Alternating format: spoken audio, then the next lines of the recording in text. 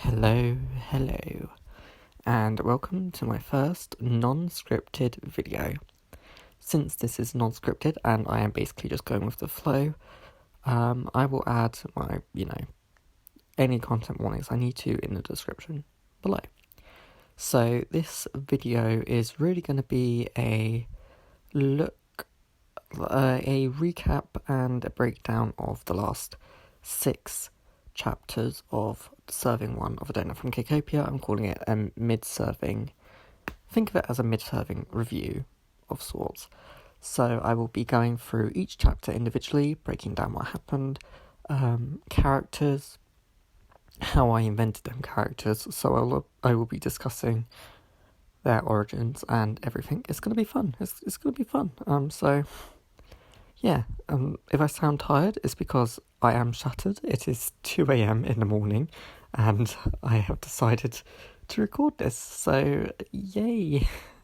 Okay, so I guess we should...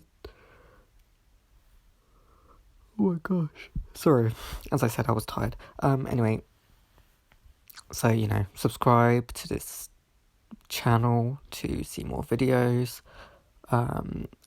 donate to my Cash App, donate to my GoFundMe. My commissions are open. You can check them down below. You know this good stuff. Come on, support me. I'm cool. It's good. Right. So let's discuss chapter 1 of A Doughnut From Cakeopia. So we essentially start with a description of SJ, who he is, what he looks like, what he wears, what he's about, and how he is living in a city that was built around him. He never used to live in Cakeopia. He used to live in the open. He was free. And then this woman called Victoria Sponge and so on comes along and builds a wall around him, essentially, and traps him inside.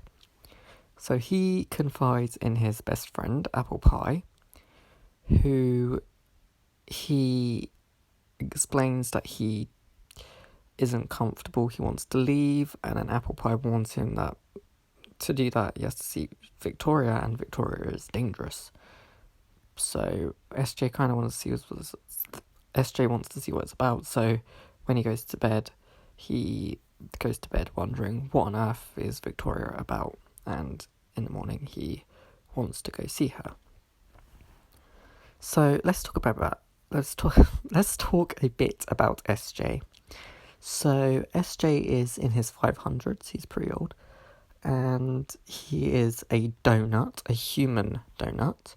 So all of the characters from my story are based on human versions of food. So they are comprised of the elements that make up food.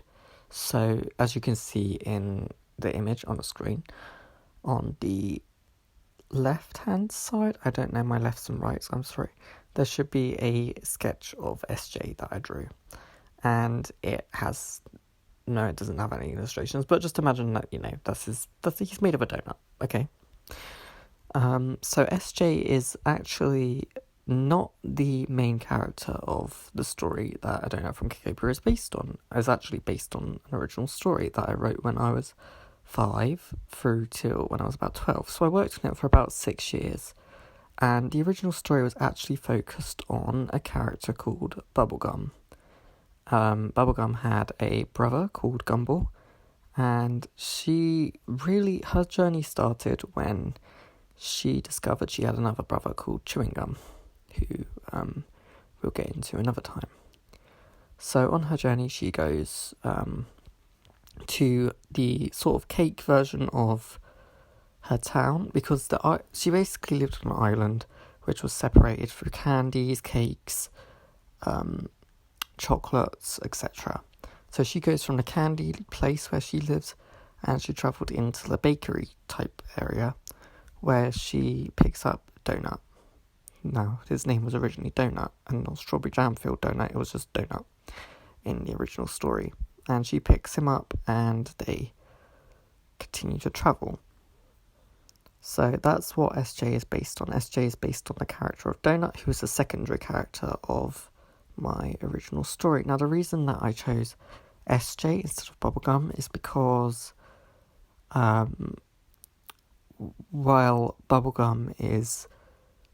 If I released a story with Bubblegum today, it would probably be flagged for copyright infringement, even because it's ridiculous. But basically, within the story, Bubblegum becomes a princess, and she becomes Princess Bubblegum, and I don't know if you know this, but there is a show where there is a Princess Bubblegum. So, yeah. Didn't want to do that. I did not copy the show. I want to make it clear that I wrote my story when I was 5 years old, literally 5 years old, and that was 5 years before Adventure Time even aired. So I had no idea as a 5-year-old that they were making a show with a Princess Bubblegum, and they didn't know I existed, so it was one of them coincidences. But yeah, when I was revisiting my story idea, I decided that, I would actually focus on a different character, and I decided to focus on Doughnut instead. Now, as for his best friend Apple Pie wasn't really a main character in my original story. He was more of a really minor character. He was older than SJ in this story. He was kind of like the owner of a bakery that Doughnut worked in, and he had a wife, Cherry Pie. So it was Mr. Apple Pie and Mrs. Cherry Pie. They lived together in this bakery, and Apple Pie was kind of the guide for Doughnut, which is why I took him and made him the best friend of SJ in this version of it. Now, I actually really like Apple Pie's I think I like his character design the most, even though I haven't actually drawn him, because that's a lot of effort. I drew about 4 characters and I gave up because it was a lot, and I'm not an artist. So I really like his design because it's like his face is made of lattice, so it's like strips of pastry over this filling that flops out all the time, and I think that's really cool. So yeah, he's SJ's best friend. And then, yeah, that's really it for the first chapter. So moving on to chapter 2, SJ goes to Victoria's home. It starts out with Victoria looking at a portrait of her father, and she's called into sort of small room to talk to SJ, who says that he wants to leave Cakeopia, and Victoria doesn't like this. She wants him to stay in Cakeopia, so SJ tries to escape, and Victoria sets a guard on him, and he just basically, he just runs away, essentially. He's chased by a character called Rock Cake. So that's fun. And then in the end, Victoria says something along the lines of, "Go wake up my daughters," which will lead on to the next chapter. But before we get to that, let's talk about Victoria a little bit. So Victoria is not a character that was in my original story. She is kind of based off of Chewing Gum, because in the original story, Chewing Gum was obviously the brother of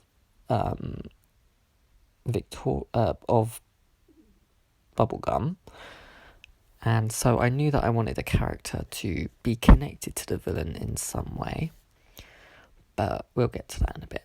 So Victoria is a completely new creation. I knew that I wanted to focus the story mainly on some cakes and donuts and whatever, so it made sense for Victoria Sponge. Victoria is mainly based off of some Victorian characters, especially Queen Victoria. I would say she's a cross between Queen Victoria and a Karen.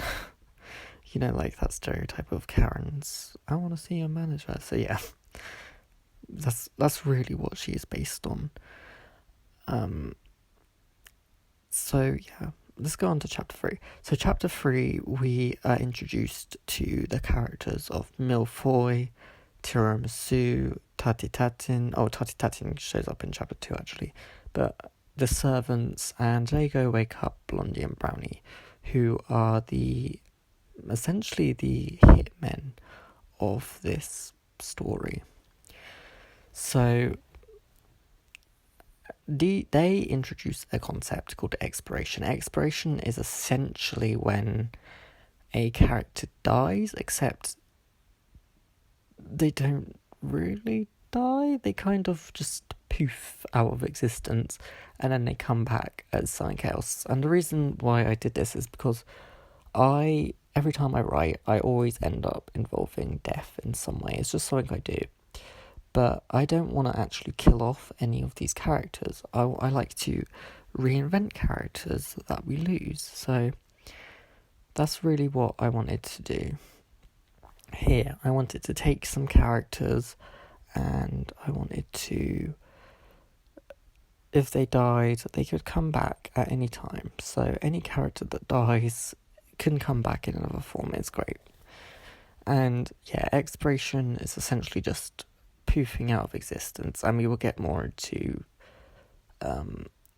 in depth into expiration in a future chapter. But on to Blondie and Brownie. So these are the adopted daughters of Victoria. Blondie especially was an important character in my original story. She was actually the adopted daughter of Chewing Gum. So I know that sounds strange. Why is Chewing Gum adopting Brownie? But she was the adopted daughter of Chewing Gum, so Victoria took the place of Chewing Gum in this instance. And it makes more sense, let's be honest, for a cake to adopt a brownie instead of a piece of chewing gum to adopt a brownie. But the characters are very much the same. They were very, they're both headstrong and want to take over. Not take over, but they just want to kill everything in sight. And I created Blondie as like a sort of counterpart to Brownie. So that's their characters. And then on to chapter 4. So in chapter 4 we have SJ again. And SJ is going about a garden. You know what? I actually cannot remember part of chapter. That's really bad. But I remember... Oh, no. Okay. So basically, SJ is being chased by these characters, Rock Cake especially, and he meets a character called Beady. And, well, her name's not Beady originally, it was Birthday Cake. And as you can see in the image, I actually put the note saying her name is B, because originally her nickname was going to be B. So, Birthday is... SJ meets Birthday, and they both flee from Rock Cake. They end up in a shed where they meet Carrot Cake, and Carrot Cake helps them escape the mansion where Blondie and Brownie show up. They expire Carrot Cake, and then Beady and SJ are running away, and SJ says he's out of breath, and he accidentally goes Beady, so that's how Birthday got her nickname Beady.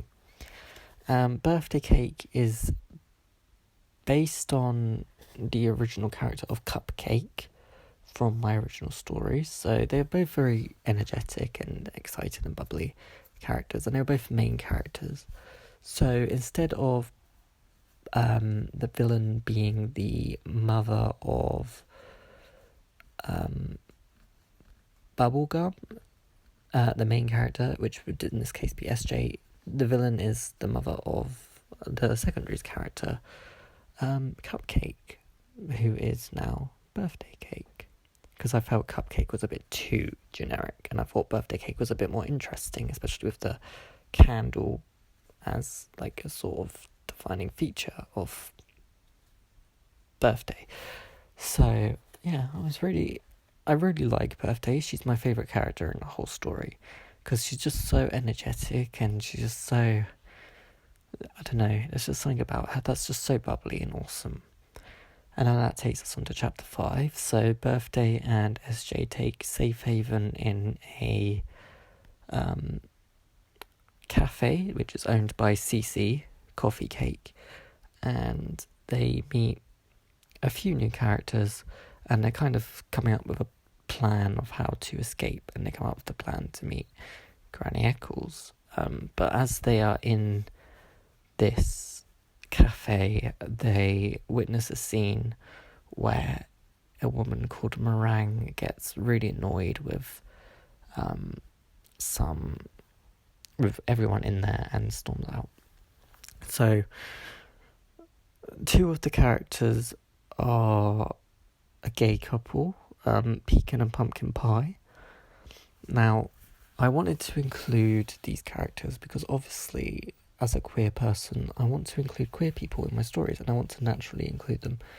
And I thought pecan pie is actually my favourite type of pie. I'm obsessed with pecans, so I kind of wanted to create some characters that were queer and which represented something I love, which is why I created pecan pie.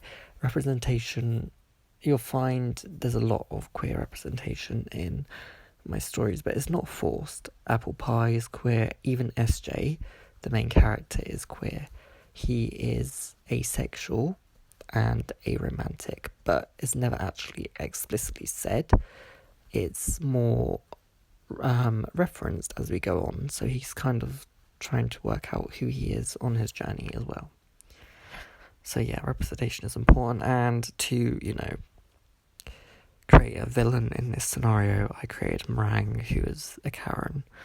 That's basically what she is. This chapter was written during the age of, not the age of Karens, because Karens are still around, unfortunately.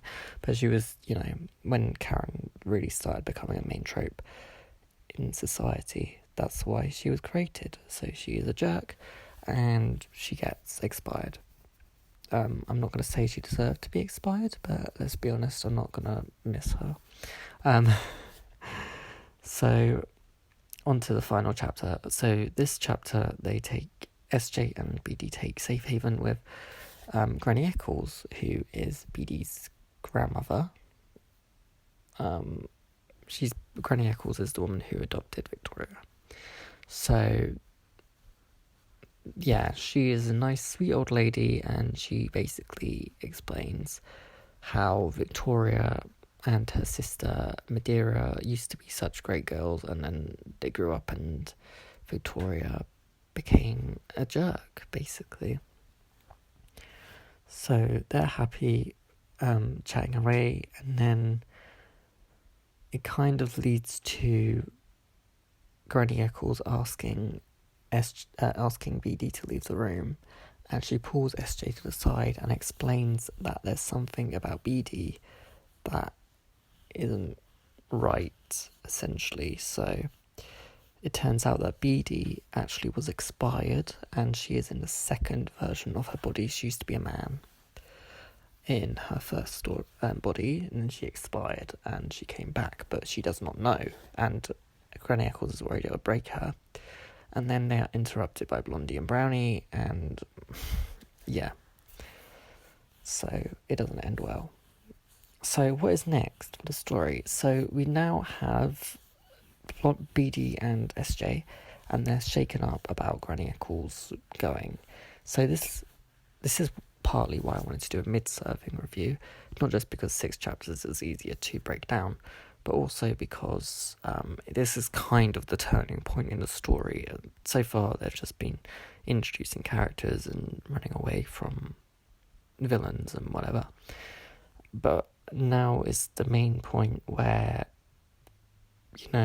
Granny Eccles has been expired, and this is where the story takes a turn for, SJ and BD think, we actually need to really do something about this because something's going to go wrong. So yeah, you can expect to see what happens with the aftermath of Granny Eccles being expired. And we'll learn more about Victoria and BD and everything, basically. So thank you for watching this video. I'm sorry that I was kind of rambling. I hope it made sense. It was nice to take a break from a script. Subscribe to see more, and on Tuesday hopefully I will have my A spec under the queer umbrella video out. On Thursday I should have chapter 7, so the next chapter of A Doughnut From Cakeopia out. First chapter of the second half of Serving One, and then finally on Saturday I will have a short story based on Hunchback of Notre Dame. So thank you so much for watching, subscribing, donating, everything, just supporting me in general, and I will see you in the next video. Bye.